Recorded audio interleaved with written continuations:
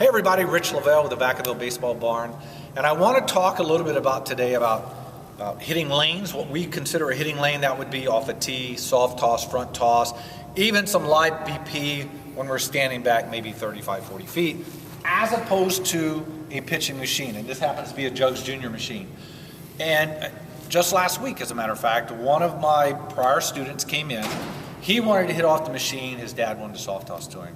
So it was just turned over to me, asked my opinion of it. And I'm a little biased towards the soft toss. Nothing against the pitching machines. A lot of people like to use them. But the way I look at it is, if the professionals don't use it, there's got to be a reason. And so I've asked that question. And what I was told is they want to feel good about themselves. So they spend time either off of a tee, because Lord knows you shouldn't miss that, right? That ball's not moving. And then they do a lot of front toss or a lot of soft toss. That way, they're sitting there, they're grooving their swing, they're getting consistent pitches belt high.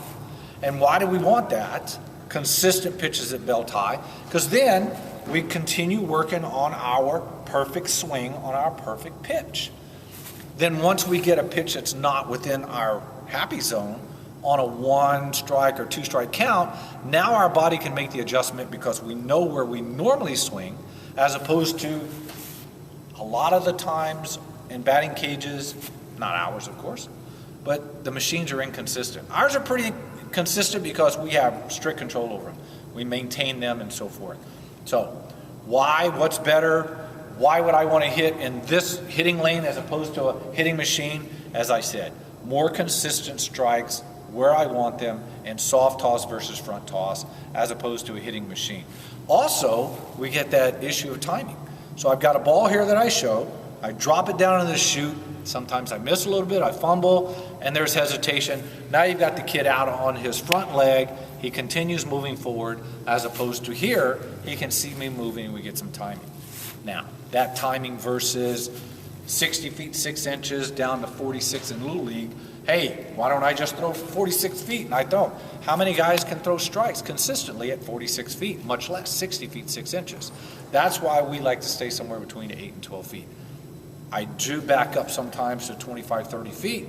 I'm pretty accurate. I don't throw very hard, but I'm pretty accurate, so I'm able to get some consistency there. So what does it really boil down to? It's a preference, obviously. However, I would like to stay with consistency. And to me, the machine doesn't give me as much consistency as here in the hitting lane, from what I control the speed, as opposed to something coming from there and maybe not online very well. If you have any other questions, check out the rest of our videos at vvbaseballbarn.com.